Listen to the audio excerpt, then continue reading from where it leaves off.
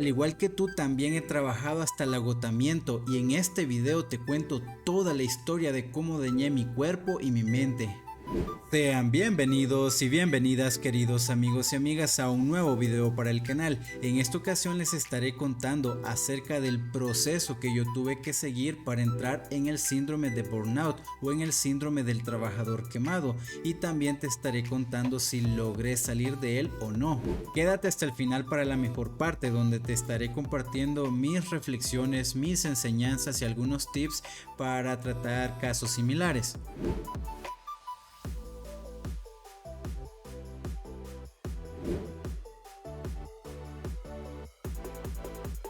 Muy bien, cabe recalcar que yo toda mi vida he tenido cierto nivel de obesidad, desde que era niño hasta adolescente y hasta cierto punto hasta que era adulto, pero en cierta etapa, más o menos a los 19 años, yo empecé a bajar de peso con un peso inicial de 280 libras. 280 libras, yo midiendo más o menos unos 168 centímetros en total. Entonces yo inicié este proceso de forma independiente y fui bajando poco a poco. Entonces, posteriormente, como estudiante, me topé con el mundo laboral. Obtuve mi primer empleo, que el cual era prepandemia y todo era 100% presencial y no había tanto problema con los horarios. En este primer empleo sí que había cierto nivel de explotación y cierto nivel de ambiente tóxico por parte de compañeros y compañeras de trabajo. Entonces yo seguí con el proceso, pero decidí hacerlo ya con un nutricionista. En mi caso fue una nutricionista y llegué a bajar mucho de peso, llegando hasta las 225, desde las 280 hasta las 225, y es allí donde se presentó la pandemia. Todos nos fuimos a casa y las empresas hasta cierto punto se aprovecharon, ya que todo el horario se fue a la basura. Ya no era un horario de 8 a.m. a 6 p.m., por ejemplo, sino que era de 8 a.m. a 8 p.m., siendo 12 horas seguidas de trabajo, ya que por lo general el almuerzo era de 15 minutos o inclusive a veces no teníamos almuerzo ni cena ni nos preguntaban si teníamos tiempo. Simple y sencillamente, al finalizar la jornada a las 6 nos decían que nos quedáramos en una llamada. Entonces este ambiente tóxico me generó cierto reto, pero yo seguí hasta llegar a pesar 180 libras, es decir, perder 100 libras en total. Yo bajé desde 280 libras que pesaba cuando tenía 19 años a 180 libras a mis 23 años. Luego, posteriormente, la problemática se empezó a agudizar. Ya se empezó a tener horarios sábados y domingos, horarios completos de sábado y domingo, y el sábado inclusive a veces hacía horario nocturno, y todo por el mismo sueldo. Y como yo tenía mi primer empleo, no sabía hasta cierto punto qué derechos tenía, cuáles no tenía, cómo podía hacer algo en las autoridades. Entonces, y yo sinceramente permitía este abuso. De hecho, en la empresa la gran mayoría éramos jóvenes, y después descubrí que esta empresa se dedicaba a contratar solo a gente joven que no conocía sus derechos y que podía explotar. Es ahí en donde entré en el síndrome de burnout. Me quemé, mi cerebro ya aborrecía el trabajo y yo aún así tenía que hacerlo de mala gana, y pues lo seguía haciendo. Y para poder tolerar todo este tipo de trabajos, lo que hice fue dejar de hacer ejercicio, y como no había horario para comer así fijo, como quien dice, a la 1 de la tarde es hora de almuerzo hasta las 2 de la tarde. Entonces, como no era así, yo todos los días pedía comida a domicilio muy grasienta y llena de carbohidratos, la cual poco a poco me fue engordando, me fue metiendo más en este síndrome de burnout. De repente yo ya estaba pesando desde 180 libras, estaba pesando nuevamente 200 libras, así de rápido por ese horario que yo tenía. Aparte, yo decido en ese entonces quejarme de los horarios, que era de lunes a domingo, en teoría de 8 a 6 p.m., pero en la gran mayoría de los días era hasta las 11 o 8 p.m. Entonces me despidieron por quejarme. Estaba trabajando en ese entonces para la consultora OE Internacional, OE System, también se le conoce así, y el cliente de ellos era el Banco Agrícola. Entonces fui despedido y conseguí rápidamente un nuevo empleo en otro banco. Este otro banco resultó ser muy similar. Los horarios eran nocturnos, el trabajo era remoto por la pandemia, no respetaban y seguí en la misma, seguí engordando. Tomado a que en ese entonces mi hermana y yo nos habíamos separado, ya no estamos viviendo juntos y pues la soledad sumada a la explotación laboral, sumado a la pandemia, al encierro, todo eso, entonces poco a poco fui llegando a las 225, luego a las 230. Es ahí donde yo decido renunciar. Ahí ya no me despidieron, sino que yo renuncié. Pero resulta que fui a terminar a las mismas. Siempre terminaba en una situación similar. En las entrevistas yo preguntaba, ¿qué hacen en caso de horarios extraordinarios? ¿Los pagan, no los pagan? ¿Qué tan seguidos son? Pero por lo general las respuestas eran positivas, pero ya con el contrato firmado y ya habiendo iniciado a trabajar las cosas eran bien distintas. En una ocasión recuerdo que me entrevistaron para una plaza que era Java. La persona de recursos humanos me dijo que era una plaza 100% Java cuando yo conocí a las personas del área técnica. Ya de los clientes de la consultora me hicieron una prueba técnica Java, me hicieron una entrevista uno a uno, también era Java, y ya en el primer día que yo llegué me dijeron que no tenían nada escrito en Java, que todo era Node, JS y PHP. Entonces me dijeron que tenía que ponerme al día durante la jornada laboral y lo intenté, pero de repente entré en el mismo horario nocturno. Llegaba hasta las 11 de la noche viendo cursos de cómo adaptarme a tecnologías que yo nunca había tocado. Entonces es ahí donde empecé a engordar a 250, 260, me cambio de trabajo, las cosas siguen igual, la depresión, hasta que llegué nuevamente a las 280 libras. Y es ahí cuando yo empiezo a tener problemas del corazón, a veces hago ciertos movimientos y sentía que me dolía el pecho, sentía que me dolían las articulaciones al subir escaleras, sentí un malestar en general, un cansancio bastante diferente al que se sentiría por hacer demasiado ejercicio o al que se sentiría por un día agotador. Era un cansancio bastante depresivo, se sentía. Entonces, si no hubiera sido por ciertos factores como la familia, ciertos videojuegos a los que yo me le apegué, la lectura y algunos saltos de fe, como renunciar durante 7 meses, no tener trabajo, me fue ayudando y me fue ayudando a recuperar mi salud, tanto física como mental. Actualmente estoy en proceso de volver a bajar de peso. He bajado unas 12 libras actualmente y sigo en el proceso. Mentalmente ya me siento un poco mejor, ya puedo trabajar. He generado mis propias fuentes de ingreso y actualmente de ellas vivo. También estoy abierto a trabajar para una empresa y tener mis fuentes de ingreso ahí trabajándolas a la par, ya un poco pasivas.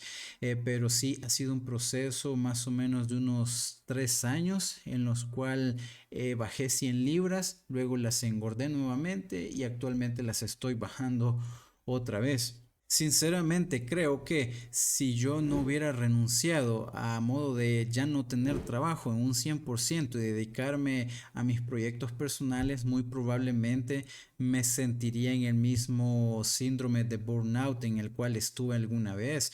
No digo que lo haya vencido del todo, que no hayan precuelas, pero sí lo he superado hasta cierto punto. Si no hubiera sido por la familia, ciertos videojuegos que tomé en ese entonces, además de los saltos de fe que tuve que dar, ignorando el tema del dinero, creo que aún estaría en ese punto de burnout y de depresión que estuve.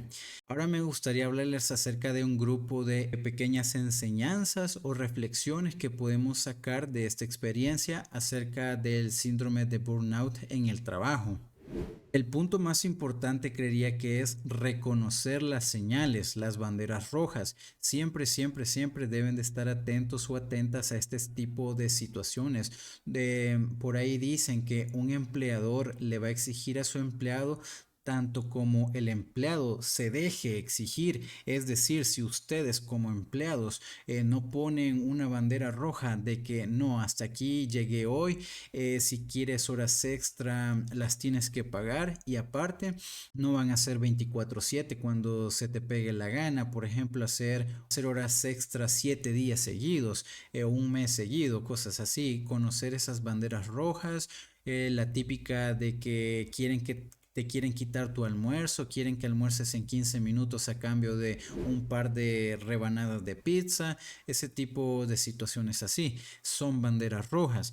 Hay más, por ejemplo, que te envíen ya mensajes que no sean por Teams o por Google Meet o este tipo de apps como Slack, sino que te envíen mensajes personales a cualquier hora a tu WhatsApp o que te envíen correos electrónicos de trabajo para que revises en la noche. Entonces hay que hacer caso omiso a ese tipo de mensajes. Una reflexión muy importante es que nosotros mismos debemos de inculcarnos la cultura del autocuidado, es decir, que tenemos que trabajar para obtener los recursos necesarios para vivir, no para sobrevivir. No se vive para trabajar, sino que se trabaja para vivir y posteriormente poder independizarse. Inclusive hay personas que se sienten cómodas trabajando toda su vida, pero hay algunas que sí que buscamos en algún punto independizarnos en un 100%.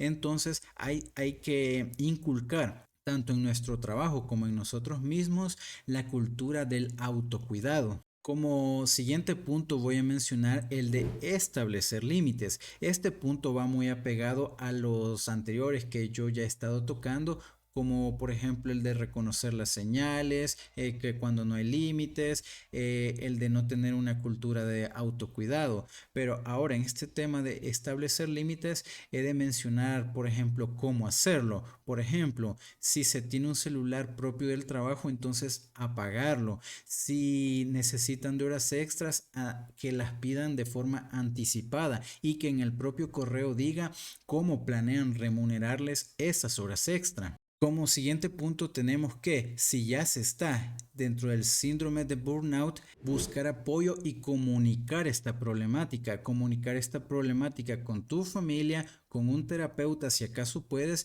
y obviamente con el Ministerio de Trabajo. Bueno, antes de ir a un Ministerio de Trabajo, bien podrías hablar esto directamente con tu jefe o jefa, lo cual podría conllevar un despido y ya posteriormente ir a un Ministerio de Trabajo si acaso lo amerita.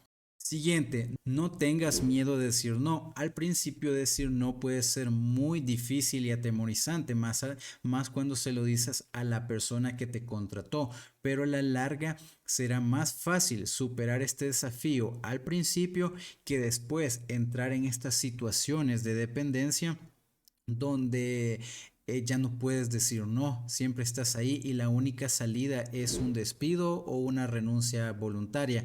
Así que un paso muy importante en la madurez como empleado es aprender a decir no. Organiza tu tiempo. Muchas veces no terminamos nuestro trabajo no porque el horario laboral no sea suficiente. Supongamos que ya no estamos en una empresa explotadora, sino en una empresa normal. Entonces, en este caso es muy importante que aprendamos a organizar nuestro tiempo para que nosotros mismos no tengamos que estar haciendo horarios extraordinarios a propósito. Y este horario mejor lo utilicemos para la familia o para actividades que nos llenan de placer. Por ejemplo, tómate un descanso. Si ya entraste en el síndrome de burnout o del empleado quemado, tómate unos días de descanso, comunica tus desafíos, di y expresa por lo que estás pasando. y entonces tómate un descanso real. Inclusive este descanso puede ser de electrónicos como celulares y computadoras y dedicarte estos días a ver el aire libre, a estar con tu familia, a desarrollar nuevas habilidades que no tengan que ver con computadoras, por ejemplo. Y para finalizar, reevalúa tus prioridades, reflexiona acerca de tus valores y tus metas personales y profesionales. Evalúa si la condición en la cual estás en este trabajo tóxico te va a llevar a algún lugar positivo. Evalúa si es un periodo de tiempo. Evalúa si después de este periodo de tiempo puedes hacer un cambio que te va a llevar a un paso mucho mejor. Y si acaso la respuesta es no, en ese caso todas tus acciones en ese trabajo van en contra de tus valores y de tus metas personales y profesionales. Entonces revalúa, reflexiona acerca de ello y pregúntate qué es lo que quieres y hacia dónde vas, y así vas a poder determinar si deberías o no seguir ahí. La respuesta parecerá lógica de decir no, no me conviene, entonces me voy, pero a veces hacer un cambio puede costar mucho, así que a veces resulta más fácil tratar de solucionar lo que ya tienes, y si acaso no se puede, entonces empezar a enviar currículums, contarle esto a tus colegas, tal vez ellos tienen contactos de sus ex trabajos y así puedas ir haciendo ese pivotaje. Entonces todos estos son tips muy importantes que si gustas puedes seguir. El burnout en el trabajo es un desafío muy común hoy en día, pero con la atención adecuada al cuidado personal y a la gestión del estrés, sumado también a la búsqueda de apoyo cuando se necesite, es posible prevenirlo y tratarlo si ya lo está sufriendo. Así que por favor cuéntame en los comentarios si alguna vez has sufrido de burnout o si tienes algún familiar o amigo que ha sufrido de este, no necesariamente en el área de la tecnología, en el área de la programación o la seguridad informática. El burnout también se puede desencadenar en cualquier área laboral, inclusive uno mismo se la autoinflige cuando uno es autoempleado o está emprendiendo. Así que cuéntame por favor en los comentarios tus anécdotas. Estaría pero encantado de leerlas. Hola, ¿qué tal? Aprovecho este espacio solo para contarte que tengo unos cuantos cursos de programación, muchos de ellos 100% gratuitos que puedes acceder desde la página luismarquez.net. Solo accedes a esa página, bajas un poco hasta encontrar la sección de cursos. Como puedes ver, muchos de ellos son gratis. Puedo entrar a este de Spring Security y ahí puedes reproducirlo. Sean bien. Y dura casi 4 horas y es 100% gratuito. También puedes ver aquí el contenido de ese curso. Y si quieres una versión paga que es más completa, puedes acceder desde este enlace de acá. También hay más cursos, como puedes ver. Aquí está un curso de consultas avanzadas utilizando JPA, un curso de MapStruts, y estoy trabajando para crear más contenido. Este de acá es el curso más grande que tengo, que tiene 20 horas más o menos de videos bajo demanda. Puedes acceder a él desde este enlace. Y como puedes ver, aquí te dejo un promocional para que veas qué contiene y que veas que es el mejor curso de Spring Security que se ha creado a la fecha. Aquí puedes comprarlo ya sea desde Hotmart.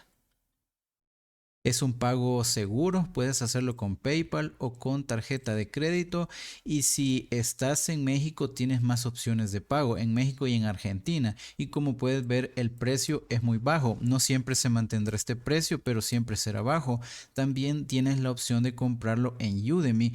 Esta opción aumenta un poco, como podrás ver, pero porque resulta que Udemy se lleva un porcentaje bastante alto de la comisión de la venta, y por ello tengo que recurrir a subirle el precio un poco, pero puedes utilizar la opción que tú quieras. Es un curso que está muy bien valorado. De hecho, si yo veo todas las opiniones o los ratings, como puedes ver aquí, esta persona está diciendo que el curso está 100% actualizado, dice que se puede aplicar a proyectos reales y te lleva desde cero a lograr una implementación robusta. utilizando Spring Security, JSON Web Tokens y OAuth 2. Aquí dice Emanuel Dueñas T hace 4 semanas que al fin encontró un curso que de verdad vale la pena sobre Spring Security y aquí ya nos cuenta un poco más de su experiencia. Como puedes ver, la gran mayoría de los comentarios son positivos. De hecho, el único comentario negativo de 3 estrellas tiene que ver con la música, que estaba muy alta y eso es algo que yo ya corregí y creo que tampoco es la gran cosa, ya que el curso tiene música de fondo para ser más entretenido. Luego están estas valoraciones, son bastante buenas igualmente y la gran mayoría son de 5 estrellas con una valoración en total de 4.8 de 5 estrellas. Así que te dejo esas opciones si deseas verlas.